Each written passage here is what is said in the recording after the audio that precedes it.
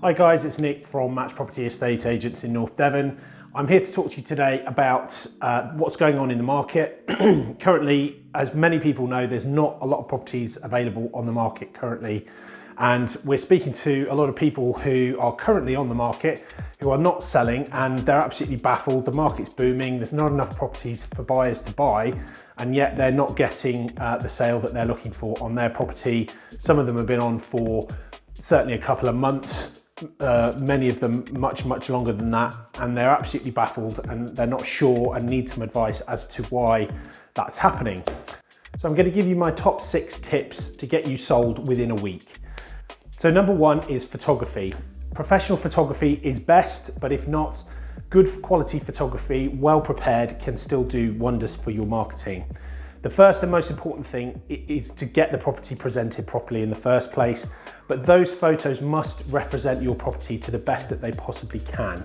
Remember, your photos are your shop front. It's the opportunity you have to give an impression, and often the first impression comes from the photographs that are on the online listing or in a brochure. So it's really important that you get that right. So what we suggest is go onto Rightmove, bring up a search which has your property included as well as others, and compare the photos that they're using, particularly the ones that have sold, and see if your photos match and compare well to those photos. Or even ask a friend. If you're not sure, you think you're maybe too close to it, ask a friend to do the same and see what they come up with versus what you come up with, and that will give you a good insight as to whether your photography needs some work. Number 2 is presentation. This is probably the most overlooked and misunderstood aspect of marketing your property. You could be leaving thousands of pounds on the table if you're not presenting the property and staging the property correctly, and through the marketing that you're doing. That feeds into your photographs, but it also feeds into any video that you're doing, the brochures, the online listings, any social media posts, etc, etc, etc.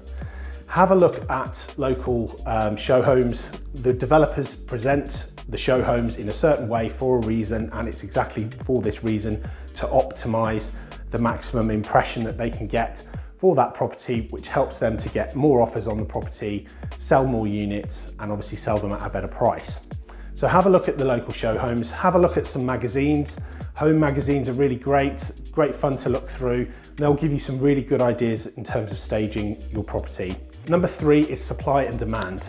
It's really important that you understand what the competition is doing out there, if any, and have a look at how your property presents in relation to those.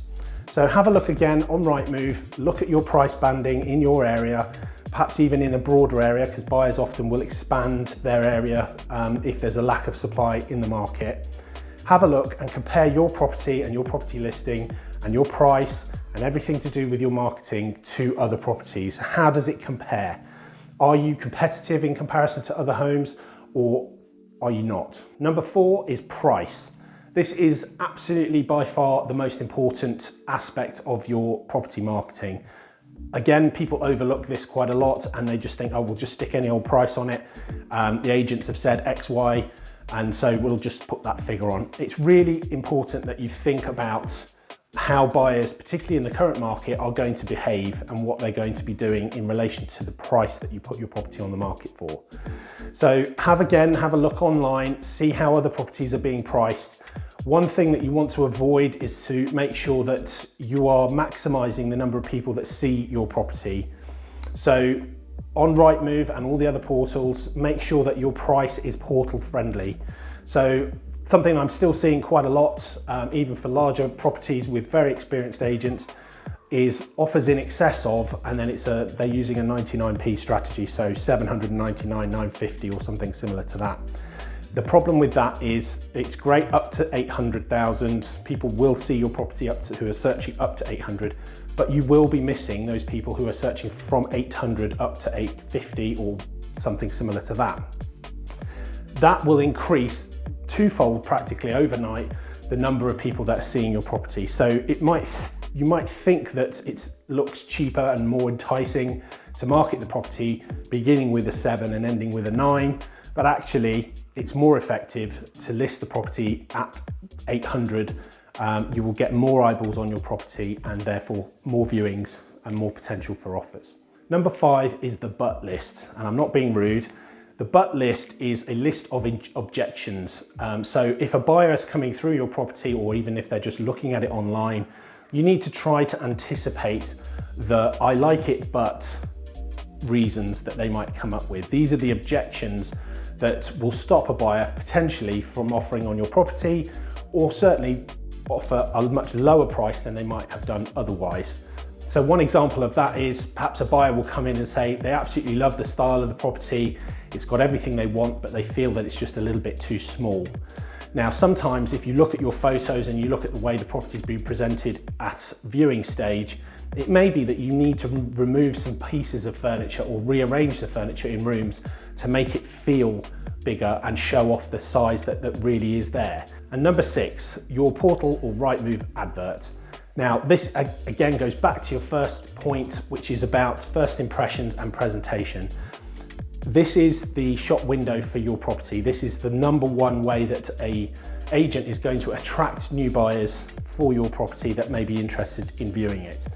So it's vital that you get all of these aspects just right. So what we would advise is that in the top part of the listing, you have the most compelling reasons that a buyer should consider your property. So if you've got fantastic views, you've just put an extension on, you've just improved the property in some way, or you're very close to a local amenity, a really good school or something like that, make sure that those are right up front at the top of the listing. Obviously, photography, we've already covered that, so I won't spend too much time on that, but it's important that the photos are absolutely fantastic. Also, with regards to that, less is more. Don't feel like you have to put 20, 30 photos of your property online just because you have them. Prioritize the best photos for your property, the ones that are going to draw in and entice a buyer. With regards to your property description, it's really important that this is well written and is very succinct. Ideally written by a copywriter. We use copywriters in our business now exclusively, and it makes a massive difference because long wordy descriptions are very much out of fashion. Buyers online particularly do not want to spend hours and hours reading through blocks of text. They're just going to skim read it. They're not going to get the real sense of what your property has to offer.